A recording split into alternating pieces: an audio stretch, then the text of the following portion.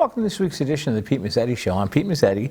My guest this evening is Elizabeth Steffen, who is with Old Saybrook Senior Housing Complex. Elizabeth, welcome. How are you? I'm fine, thank you, Peter. Thank you. Well, welcome. Nice to see you again. Yep, it's nice to be here again. Thank you. So tell us a little bit about the Old Saybrook Senior Housing Complex and what it is. Well, Saybrook Village on Sheffield Street is located just off Main Street, Okay. around the corner from the Kate Theater. It's comprised of 65 units with, at the moment, 72 residents, so we are full. The East, which is our oldest group of buildings, was built in 1982, and among the Saybrook residents and businesses that contributed to the project was our own Katharine Hepburn. Okay. It includes 36 apartments for those who are 62 and older, or for those who are under 62 and disabled. So if you're in your 40s and you're in a wheelchair, we have apartments there that are ADA compliant. Okay. It's HUD or HUD subsidized for low income. The rent is 30% of your adjusted gross income, and the income must be under $46,300 a year. The utilities are included in the rent, and we have a waiting list of 258 people who would like to get in. Wow. And the average wait time is anything from 3 to 6 years. So we go through the wait list every year, just in case some people have found other housing or have unfortunately passed on, so that we can update the list. This year, we've lost 5 residents, so we cleaned out the apartments, put in new utilities, painted them, and they are now full with new residents. West was built in 1988. That was financed by Connecticut Housing Finance Authority. It's also for 62 and older, and it includes 14 apartments, and the gross income must be lower than $66,300, and the rents start at $971 a month. And again, the utilities are included in the rent, and the waiting list has 87 people on it. Oh boy. And it's a 3 to 6 year waiting time. South, which is our newest group of units, are 15 apartments, again 62 and older, and the Connecticut Department of Housing financed that. And there are 3 different income guidelines and 3 different rental amounts, depending on your income for those units. And there is an allowance given for utilities, but the renter pays the utilities. And that has a waiting list of 27 people, and again, 3 to 6 years on the wait time. Everybody loves living there. We have people who come in thinking it's a condominium complex, and they are stunned to find out it's just rental, that the residents are tenants. Right. And they lived there for quite a long time. We had one resident there who moved out, I think, 2 years ago. She'd been there since it opened. And her children finally took her down to Florida where they lived, and she recently passed away. But we have people who've been there for quite a long time. We have, it's managed by a company called Elderly Housing Management out of North Haven, It's owned by the board of directors, so anything important has to be signed by the president of the board of directors. They didn't tell me that when they talked me into being president. I was going to say, who's president? You? I am. And our board of directors is very diverse. We have Devin Carney, who's in the State House. Sure. We have the former Deputy Secretary of the State, Leslie Mara. We have a registrar of voters from Killingworth. We have a retired registered nurse. And we have other concerned, committed citizens for a board of 11 people. Now, is there an application process that people have to fill out? Yes, they have to fill out an application. They have to, it has to go through being checked. So they have to be able to prove that their income comes in under that maximum allowable. Some people are just on Social Security, Okay. and they have to show that that's their only income. And we have the people from Elderly Housing Management. We have a director who's been there for, I think she said, 14 years. Okay. We have a resident social worker who's been there for 15 years. And we have a head of maintenance who can fix anything, who's been there for 13 years. And He can fix that, they can fix anything, huh? anything. I have yet to find anything that Jerry cannot fix. And now, as far as when, one thing we didn't talk about in the opening, when did the complex open? 1982. Okay. And it opened with that first group of 36 units Right. that HUD subsidizes. Okay.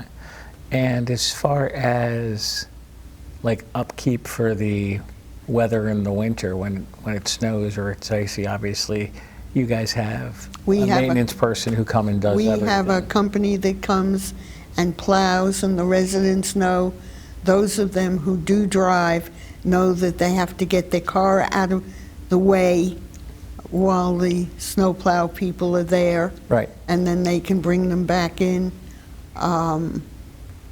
We have maintenance people who take care of the grounds. The grounds always look immaculate. The last few days, there's been a company there that has been cleaning all the buildings. So Really? they've been power washing all the buildings on the outside, and they look brand new. It's, you know, you had to be careful because they're using a bleach product on the buildings. Yeah. And, but they keep the place looking so nice. The units are fully air conditioned in the summer, and of course heated in the winter. And the people have to be able to take care of themselves. It's not assisted living. Right. It's independent living. So, we have a good mix of men and women. We have a few couples.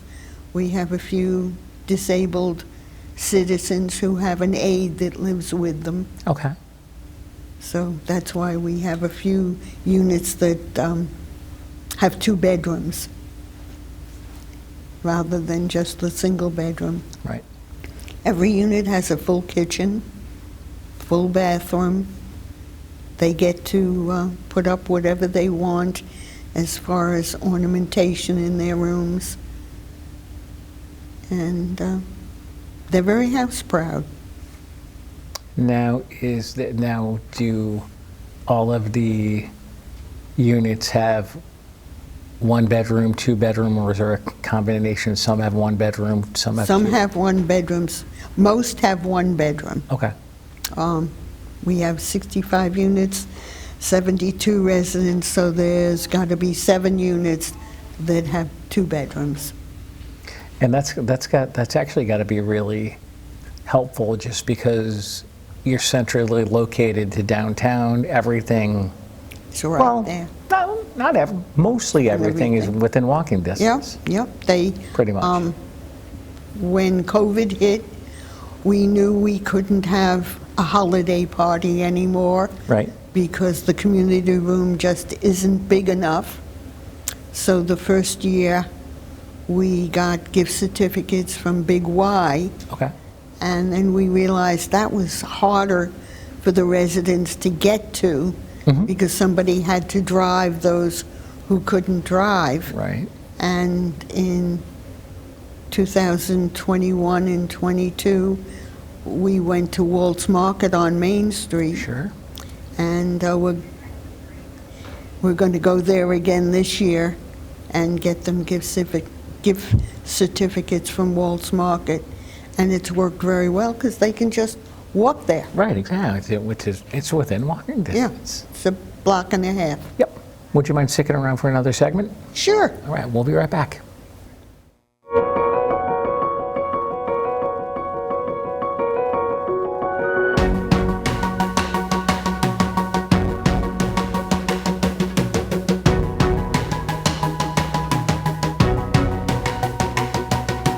Come on in. Come on in. Welcome to Sure Things. Welcome to this week's edition of the Pete Mezzetti Show. Hello and welcome to Arts and Entertainment.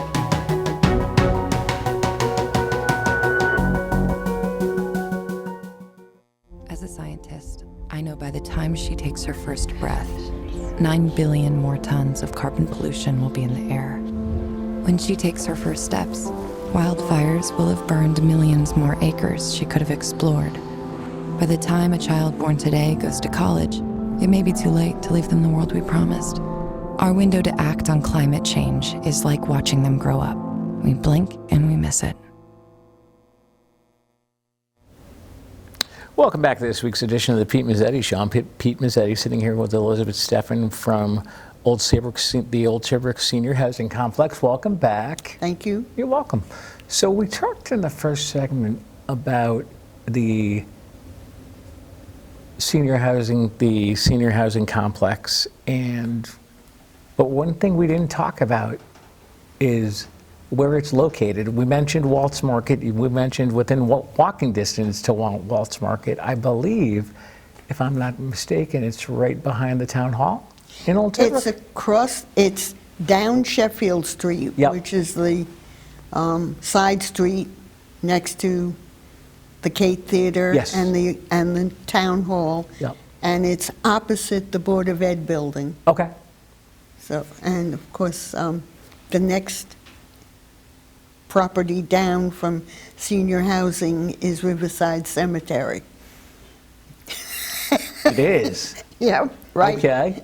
Right next door to it is Riverside Cemetery. Okay. But, and what I didn't mention is that Jerry, our head maintenance man, does a clam bake every spring for the residents. Okay. And he and Kathleen, our property manager, do a cookout every summer. We have grills and they do hot dogs, hamburgers, and they have coleslaw and potato salad. So that we try to do things to keep the residents engaged Right. in life. And I know up until COVID hit, some of the residents were ushering at the Kate. I Okay. haven't seen them there recently. Okay. But, you know, they walked across the street to the middle school 3 weeks ago and voted, Okay. Oh, yeah, During- that's right. That's right. They you know, for a presidential election. If there's any resident who has a vision problem, 3 of us are certified election workers. We represent both parties. We'll come in and we'll help them fill out their absentee application, and then we'll come back and help them fill out their ballot. Okay. But we don't ballot stuff. No. We're not No. Bridgeport. Exactly. We, you know, because we are certified elections officials, we take it very seriously. Yes.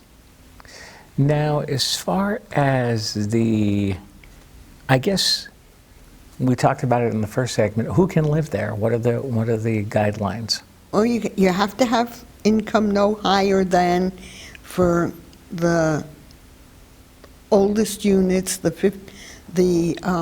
HUD financed units, your income cannot be more than, I think it's 46,000. Okay. So that's, Social Security and maybe some savings. The other two, it's 66,300. So they have a little more money, but you couldn't tell which are the HUD financed and which are the mortgaged ones by looking at the units. Oh, no. They all look the same. Okay. Whether it's, and they're all have the same utilities, same sized kitchen, bathroom, living room, bedroom. There's no difference. That's, oh, gee, she lives in the cheaper units. You can't tell. They all look the same. All the units look the same if you're Yep, inside of them, yep. and they're all very nice inside. They're all very nice inside. We usually take a new board member. We ask a resident, would you mind if we show the new board member your unit? And they are so happy to show off their apartment. Really. And it makes the board feel good that the people are happy living there. So that we feel we are really accomplishing something. Right. So it's a very nice situation for the residents and for the people who help the residents. And the social worker is terrific. Jackie, she's there 4 days a week, and she'll answer all your questions about, Medicare Advantage, getting a service that you may need. They all have the ability to you either have their own computer in their unit, or we have a computer and a printer right in the community room. Okay. So if you don't have your own, just use the one there. Okay. Now, what types of activities do you have for the people on site? Well, we will probably do a very nice event when we give them their holiday gift. Right. We'll have hot mulled cider, and those of us who give out the holiday gifts will be wearing elf hats. I heard about this. The only Jewish elf on the planet. That's okay. But we try to do things where they will get together safely. Right. Because it's difficult right now. As soon as you get a bunch of people together, somehow, COVID hits a large group of people. Okay. So we try very hard to do things where, if we have to, they'll take food back to their unit. Okay. In the summertime, they can sit out. We have park benches, and they can sit out on the benches and communicate with each other. Okay. Bingo has come back. There's a book club starting up. I saw something on the board that somebody may be going to teach how to play the violin.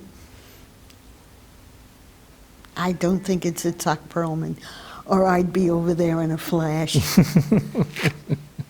But they do a whole, now that everyone, or almost everyone, has been vaccinated, we are doing a few more things that we had been doing before COVID hit, but we still have to be so careful. Right.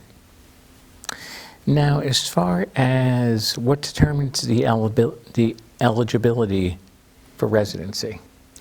Their income, Okay. mostly. They have to be independent. If they're disabled, of course, they have an aide.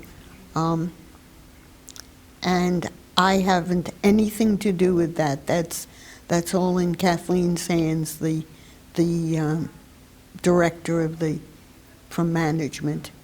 She and her staff go through and check everything out to make sure that what they've put down on their application is accurate. Right.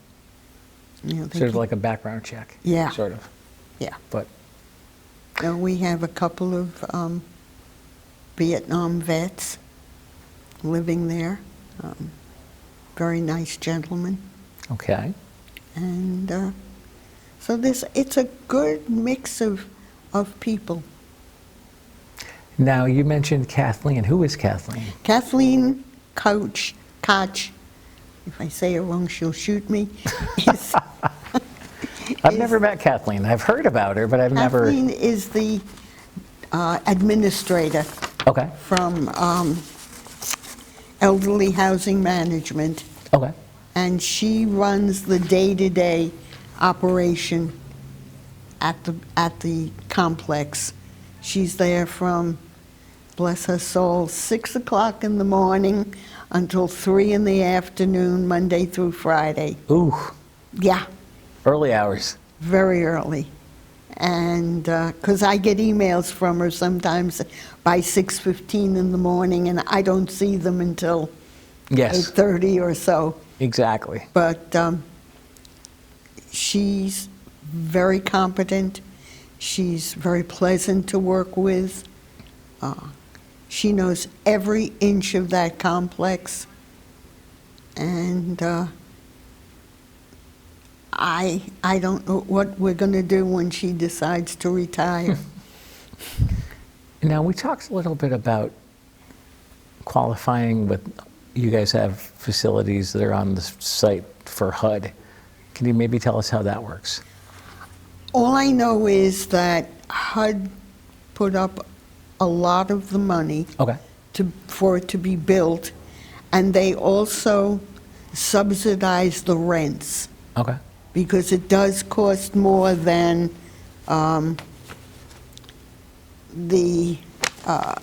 what is it, the 400?